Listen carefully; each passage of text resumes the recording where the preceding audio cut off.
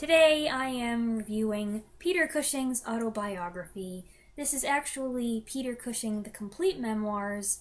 It has both volumes of his autobiography, the first one from 1986, which is an autobiography, and the second one from 1988, which is called Past Forgetting.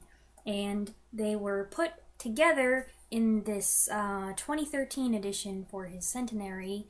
I think that this is actually a 2014 paperback copy, and this is a lovely book. It's like sitting down and having a really long, kind of meandering conversation with your beloved grandfather. It's funny because I wouldn't have described myself as a Peter Cushing fan necessarily. I like his movies. I've seen 14 of them, I think, which I feel like isn't really a lot. It actually is, I suppose. It's probably 13 more than your average person my age. Of course, I am accepting Star Wars, because that's the role that I think most people of my generation know him for, Grand Moff Tarkin. And it's kind of crazy to think that that's the thing that he's most known for these days, because that's one small part in one movie, and yet he played so many iconic parts multiple times.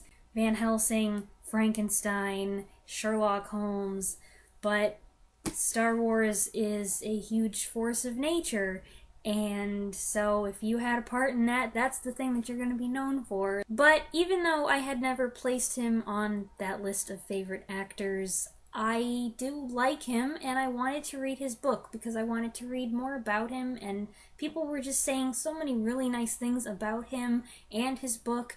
And then I saw a part of the last interview that he did with his friend Christopher Lee, and it was just such an adorable interview to see these two friends, great friends, interacting with each other. Camera people are taking pictures, and the interviewer people are like, well, can you look over here, and can you do this?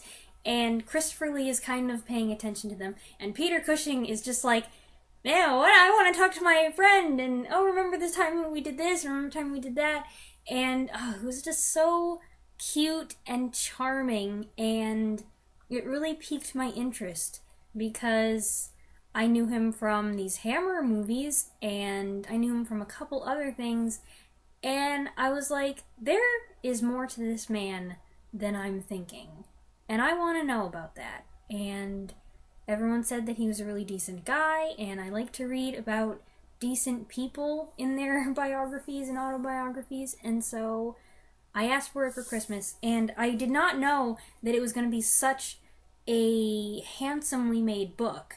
It's got this really nice cover, it's very smooth, and you know I always like to report on how well they do at putting pictures in these books, and this one is excellent. So many pictures. There are 3 sections of photographs in the book on this really nice glossy paper, and I really couldn't have asked for anything more. They're very good quality. The first volume, an autobiography, is pretty linear, and it starts with his birth and moves on through the different stages of his career, and a lot of it focuses on his relationship with his wife Helen and his devotion to her. And when it reaches the part where she dies, it abruptly stops, as if that was all. There was no more to write, and that's pretty heartbreaking. And you can feel his sorrow and his loneliness coming through.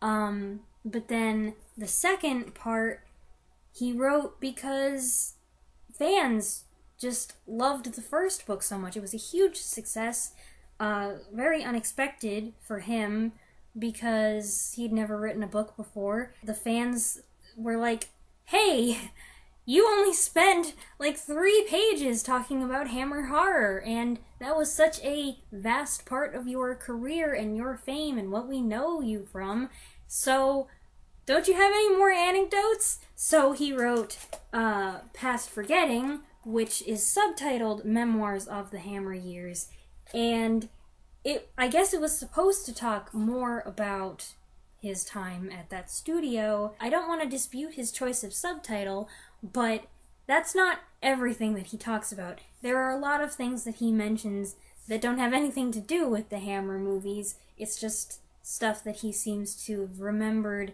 that he didn't put in the first book and he wanted to include here. You kind of have to connect the dots to be like, well, what does that have to do with that thing that you were talking about at the beginning of the chapter? And it might very well be that it has absolutely nothing to do, but it's okay. There are Hammer horror anecdotes in there, and a lot of other anecdotes as well. I learned a lot about his stage career. I didn't know that he was such a big TV star, and I had no idea that he was so funny, so witty. There were several parts in this book, several stories that he retold, or ways that he had of describing things or reacting to things that just made me laugh really hard. And I think my favorite part was in the second volume of the book, where he just includes this remodeled version of the 12 Days of Christmas that he wrote for a friend, and it was so hilarious that I was just in my room cackling away on my own. Multiple times it's pointed out how he was like a real-life Peter Pan. He collected little toy soldiers, and he would be followed around in Whitstable by the village children and the dogs, and the picture that it all paints in my head is of someone who's so completely different from the characters that I have seen him play in the movies, and that just makes me appreciate his talent even more. Just a couple parting notes on his movies. The first time that I really took notice of Peter Cushing was when I saw Laurence Olivier's Hamlet. Peter Cushing plays Osric, who is this funny, flamboyant character. He's only in a couple of scenes, but he nearly stole the whole show for me and really sparked my interest in paying more attention to Cushing in later movies. Of his 6 appearances as Baron Frankenstein in a Hammer horror movie, I think I've seen 4. The first one, The Curse of Frankenstein from 1957, is the classic one, but I also think that the 5th one in that series, Frankenstein Must Be Destroyed from 1969, was a big surprise and actually is almost as good as the first one. It goes its own direction while still staying in the framework of what a Frankenstein story is. It has a lot of violence, and I think that Cushing's Frankenstein in that one is at his peak of cold, violent villainy. There is no moral question, no fretting over the right or wrong of what he's doing. He has no qualms about using people to achieve his own grisly ends. Cushing's Frankenstein is a bad guy, and he is really bad in Frankenstein Must Be Destroyed. It was shocking how dark it was, but I think it was the second best, if not the best, of those Frankenstein movies. I also loved him in 1958's Horror of Dracula. His Van Helsing in that is great, especially in the moment in the last scene when he jumps at those curtains to bring them down and let the sunlight in. I don't know if that's actually Cushing himself doing that flying leap. It could be a stuntman, but I just will pretend that it's Cushing, even if it's not, because that move is just so awesome. And lastly, I want to mention a movie from 1961 that is a Hammer movie. It's not Hammer horror, it's more Hammer crime suspense. It's a tense little bank movie called Cash on Demand. Cushing's character is so unlikable, but it's marvelous the way he makes you feel sorry for him by the end. I don't think it's a very well-known movie, but I really enjoyed it. And so those are some highlights of the list of 14 movies of his that I have seen. With just this final note, anytime he's with Christopher Lee, it is wonderful, because even when they're playing enemies, they are just so good together. So those were a whole bunch of thoughts on Peter Cushing and Peter Cushing's autobiography. A delightful read. I'm so glad I read it, because now I know all about this gentle, kind, good-hearted soul, and I look forward to watching more of his movies and especially finding, if I can, some of his plays from the 1950s, because I would like to see him in the Browning version, and Gaslight, and The Winslow Boy.